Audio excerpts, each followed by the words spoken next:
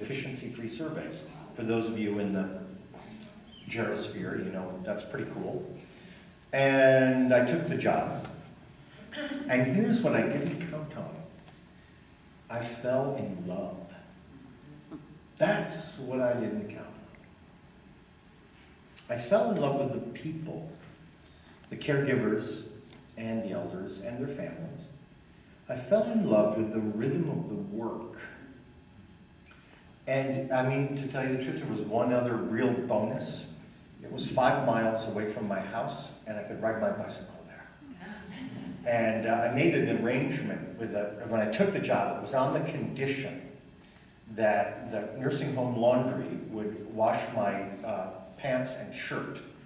So I would ride to the nursing home, jump in the shower. I had a little locker in the locker room.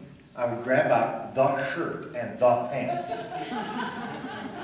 And I'd go make my rounds and then would launder them. I wore the same shirt and pants every day there for like 3 years. But they were always clean. And I enjoyed the work. I enjoyed what it brought to me. But there was something big going on.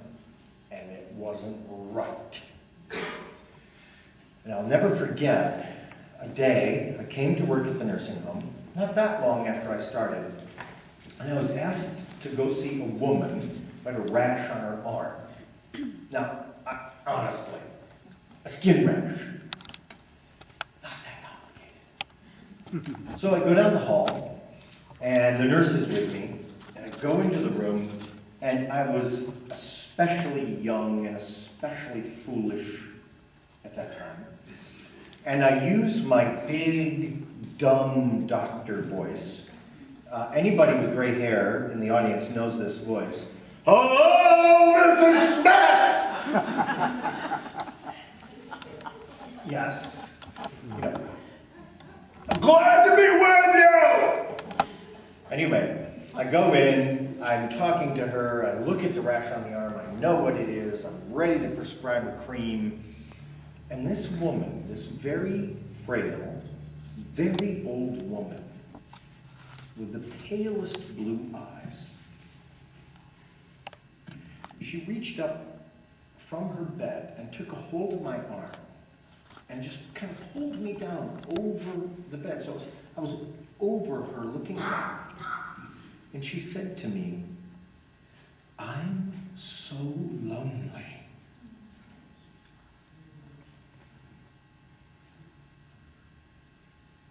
Now, that was a problem I didn't know how to handle. I'd been trained to take care of the rash on the arm.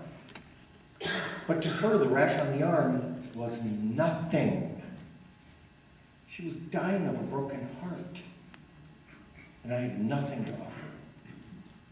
So what I started to do was to ride my bicycle to the nursing home and come in and spend time there when I wasn't working. And boy, does the place look different when you're not working there. Wow! I got these black and white speckled composition books. I'm sure you have them, like kids use. And I would just sit for hour after hour after hour and observe and listen and watch and write. And it gradually dawned on me that the elders were suffering from loneliness, helplessness, and boredom. That the root cause of the suffering inside the nursing home was not high blood sugar or hypertension or low potassium.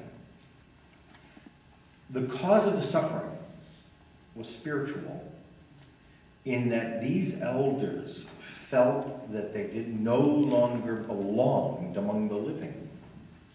And that is a terrible, terrible kind of suffering. I got thinking about what to do about that. And it turns out that modern medicine and nursing actually has nothing to offer. Nothing. I had to look outside. I had to look into the nature of old age.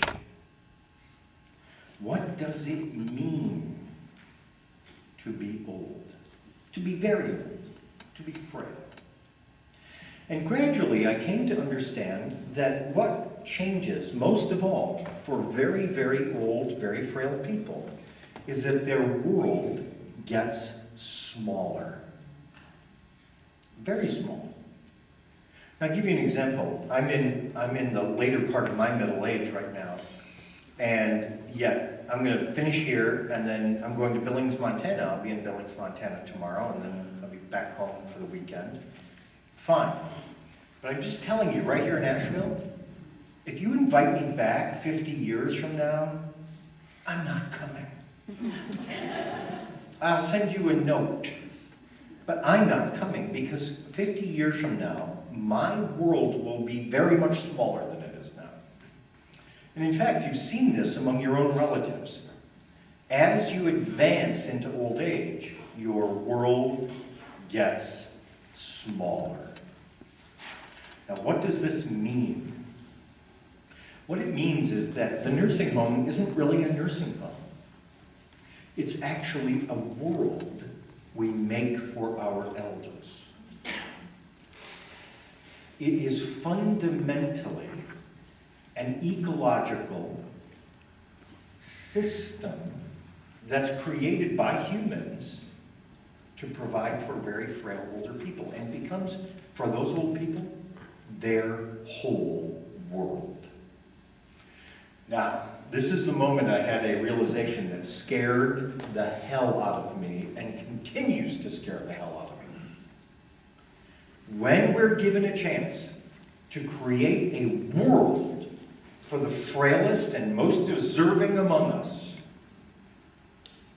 we make a nursing home! This is it! That's the big idea! Holy cow!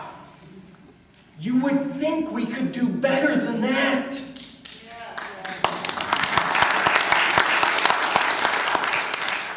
It's not a living place.